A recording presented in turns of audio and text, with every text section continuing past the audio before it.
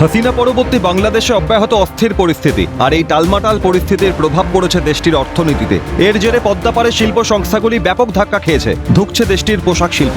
বহু কারখানা বন্ধ হওয়ায় কর্মহীন হাজার হাজার শ্রমিক। আর এবার বন্ধ হওয়ার পথে বাংলাদেশের চিংড়ি ব্যবসা। ইতিমধ্যেই বহু কারখানার গেটে পড়েছে তালা। হ্রাস পেয়েছে দেশটির চিংড়ি রপ্তানি। চিংড়ি প্রক্রিয়াজাতকরণ শিল্প সম্পূর্ণ ধ্বংসের মুখে। আর এখানেই ভারতের সামনে তৈরি হয়েছে বিরাট সুযোগ। সংবাদ মাধ্যমের প্রতিবেদন অনুযায়ী বাংলাদেশের লক্ষ লক্ষ ডলার আয়কারী চিংড়ি প্রক্রিয়াকরণজাত শিল্প এখন মন্দার মুখে। রপ্তানি কমে যাওয়ার কারণে বেশিরভাগ চিংড়ি কারখানা বন্ধ হয়ে গিয়েছে। বাংলাদেশের চিংড়ি শিল্প একসময় হাজার হাজার মানুষের কর্মসংস্থানের ব্যবস্থা করত।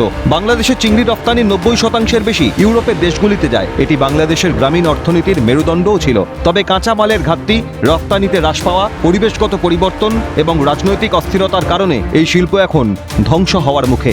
বাংলাদেশ ফ্রোজেন ফুডস এক্সপোর্টার্স অ্যাসোসিয়েশনের মতে দেশটিতে 109টি চিংড়ি প্রক্রিয়াজাতকরণ কারখানা ছিল। এর মধ্যে খুলনায় 30টি এবং চট্টগ্রামে 18টি কারখানা বর্তমানে চালু রয়েছে। জানা যায় বাংলাদেশের চিংড়ি কারখানাগুলোর বার্ষিক উৎপাদন ক্ষমতা প্রায় 4 লক্ষ টন, কিন্তু বর্তমানে তারা চিংড়ি উৎপাদনে মাত্র 7% হাতে পাচ্ছে। আর এই বিপুল ঘাটতির কারণে অনেক কারখানা বন্ধ হয়ে গিয়েছে। বাংলাদেশের রাজনৈতিক অস্থিরতার কারণেই দেশটির অর্থনীতি বিপর্যয়ের মুখে দাঁড়িয়েছে, মনে করছেন অর্থনৈতিক বিশেষজ্ঞরা।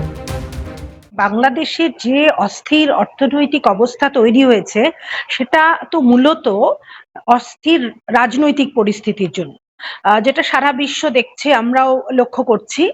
এবং অবশ্যই অর্থনৈতিক অবস্থা, রপ্তানি আমদানি, এটা ডিপেন্ড করে কিন্তু পলিটিক্যাল সিচুয়েশন, রাজনৈতিক পরিস্থিতির ওপরে। যে একটা দেশকে যদি অর্থনৈতিকভাবে এগিয়ে যেতে হয় তাহলে তার রাজনৈতিক স্থিতাবস্থাটা সবার আগে প্রয়োজন, যেটা কিন্তু বাংলাদেশে বেশ কিছুদিন ধরেই কিন্তু ভীষণভাবে ব্যাহত হচ্ছে, এবং এমন ভাবে ব্যাহত হচ্ছে যে যেটা আত্মঘাতী হয়ে যাচ্ছে। অন্যদিকে ভারত চিংড়ির একটি প্রধান রপ্তানিকারক দেশ। ভারত থেকে মার্কিন যুক্তরাষ্ট্র, জাপান এবং ইউরোপীয় ইউনিয়নের বাজারে চিংড়ি রপ্তানি করা হয়। 2023-24 অর্থবর্ষে ভারত 17,81,602 মেট্রিক টন চিংড়ি রপ্তানি করেছে, যার মোট মূল্য 60,523.89 কোটি টাকা।